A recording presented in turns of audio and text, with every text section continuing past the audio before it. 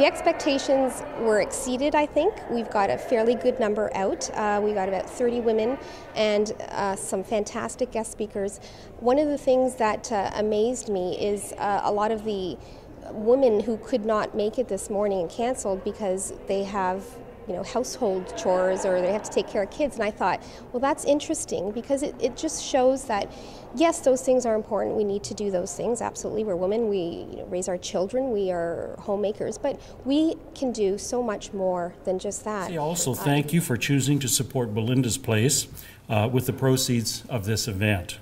I'm a member of a community team whose goal it is to open an emergency shelter for homeless single women in York Region, together with Belinda Stronach, Deborah Kelly, and a number of community leaders and a number of community partners.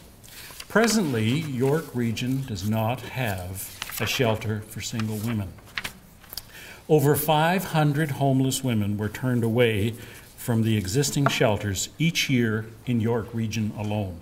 And in 2006, statistics show that there were 10,000 single women living in poverty in York Region at the risk of becoming homeless. So at the request and because of the support of our community leaders, the Regional Municipality of York agreed to make the development of the shelter for homeless women a priority for their capital projects in the capital programs in 2010. It's a shame that communities of Newmarket and Aurora need a facility like Belinda's House to be a refuge for women facing violence and terror in their own homes. However, it's a blessing that women like you will come together on a Saturday morning to empower women and inspire us all to live in a better way. I invite you to sit back, relax. We have lots of coffee. We'll be breaking out about 12:15 for a delightful lunch, and enjoy. I would like to begin by introducing our first guest, the Honourable Dr. Jean Augustine. Maddie reminded me of a little conversation I had this morning. A friend of mine called, and I was asking her about participation in something, and her answer was similar: I have things to do.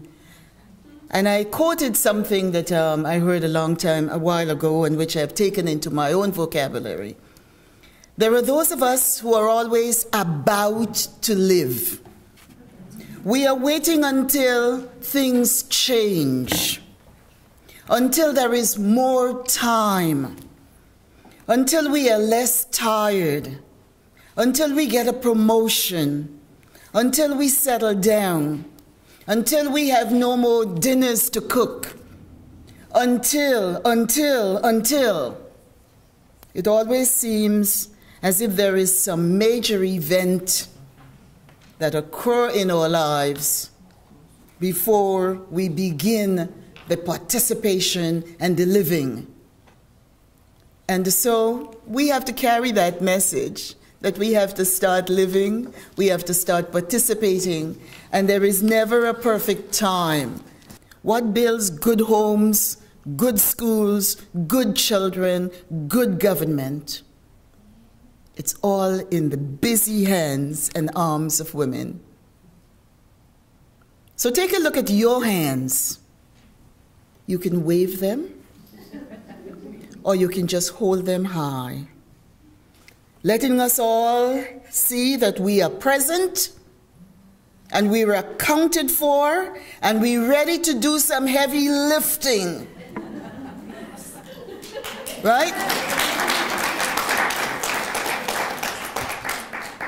If we are to attract, if we are to integrate, and if we are to ensure that people remain and be productive members of our community, it is important that we have all kinds of services that would respond to the needs of individuals. So we cannot be just a region or an area where it's only people who live in nice homes, but we also have to realize that that there are individuals who want some place of respite and some place where they could have some breathing time to put their lives together, and to do this as a community, and to have a community say that we want to see this built in our neighborhood and in our community.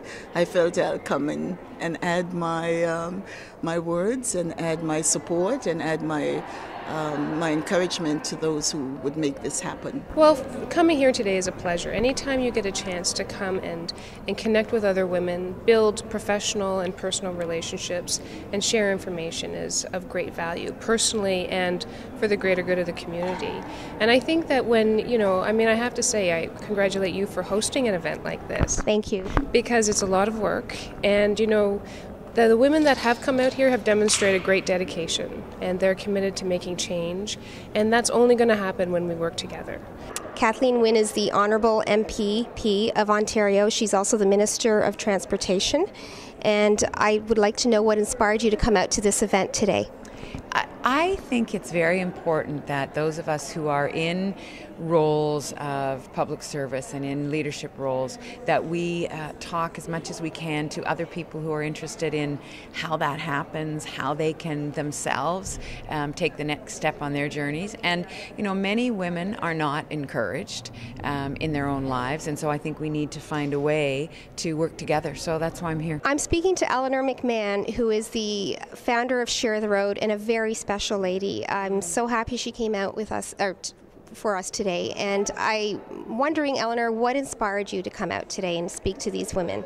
I'm inspired by the fact that on a Saturday afternoon, you've got a number of women that sort of want to spend time together to hear about what women from across the country are doing and really want to be inspired by one another. I mean, that's terrific. And I've always thought that it was important to contribute to public life in this country, to encourage people to run. I've never really had the courage to put my own name on a lawn sign, and so everything I can do to promote people who want to do that and to enter public life is what inspires me. After the tragic death of her husband, OPP Sergeant Greg Stobbart, who was killed in a cycling collision, Eleanor went on to develop the provincial grassroots cycling advocacy organization, Share the Road. And some of you might be familiar with this amazing organization. Greg was taken from us on the 6th of June, and the sad reality of the man that killed him is before you. I don't like to spend a lot of time dwelling on this, but really, if you had been in our shoes and your loved one had been taken by someone with a significant history that included many serious charges and convictions, you would probably do the same. I've been asked by many people why I did what I did, and I really think that it's in all of us to make change and to do something important. Of course, we passed Greg's Law, as Maddie mentioned, which was a great relief, and it's coming into force in the fall, and we're looking forward to that. The word is out, and we need to sort of, it'll spread like wildfire. We get a few people out, and that becomes a bigger event the next time around. And this is how these things start. And once we get women interested in these issues, I think you're going to see a bigger turnout. You're going to see a lot more excitement about that sort of thing.